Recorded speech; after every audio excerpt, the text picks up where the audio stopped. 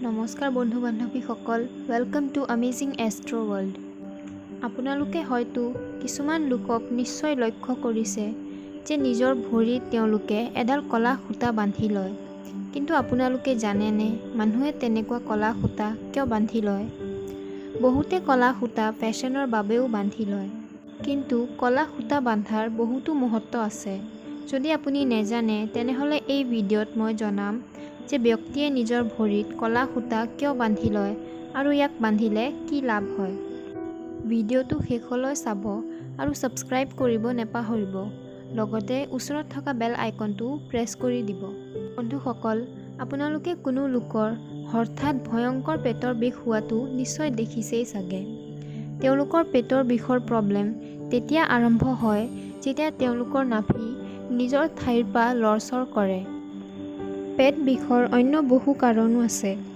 এনেকুৱা বিশ্বাস কৰা হয় যে যদি ভৰিৰ দুইটা বুঢ়া আঙুলিত কলা সূতা বন্ধা হয় তেতিয়া পেটৰ বিষ জলদি নোহোৱা হয়। আমাৰ ডাঙৰ লোকসকলে উপদেশ দি গৈছে যে বাওঁ ভৰিত কলা সূতা বান্ধিব লাগে। তেওঁলোকৰ মতে যদি কলা সূতা মহিলা সকলোৱে বাওঁ ভৰিত পৰিধান কৰে তেতিয়া তেওঁলোকৰ ভৰি বিষ নোহোৱা হয়।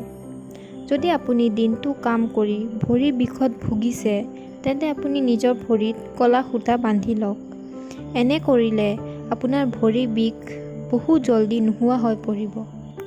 শাস্ত্ৰৰ অনুসৰি যদি আপুনি সোঁ ভৰিত মঙ্গলবাৰে কলা সূতা বান্ধে তেতিয়া আপোনাৰ ঘৰত ধনৰ বৰষুণ হ'ব আৰু আপোনাৰ জীৱনৰ পৰা ধনৰ সমস্যা জলদি দূৰ হ'ব। শনি দোষৰ পৰা বাচিবলৈও ব্যক্তিয়ে কলা সূতা বান্ধিব লাগে।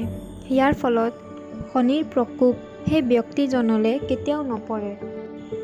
কোনো লোকে এই কলা সূতাৰ লগত ভগৱানৰ লকেটো ধাৰণ কৰে। ইয়াক অত্যন্ত শুভ বুলি বিশ্বাস কৰা হয়। বেয়া দৃষ্টিৰ পৰা বাচিবলৈ সদায় কলা ৰঙৰ বস্তু ব্যৱহাৰ কৰা হয়, যেনে কলা ফুট বা কলা সূতা। ঠিক আছে বন্ধু বান্ধৱীসকল, আজিলৈ ইমানে। যদি ভিডিঅ'টো ভাল পালে তেন্তে লাইক আৰু শ্বেয়াৰ কৰিব। ধন্যবাদ।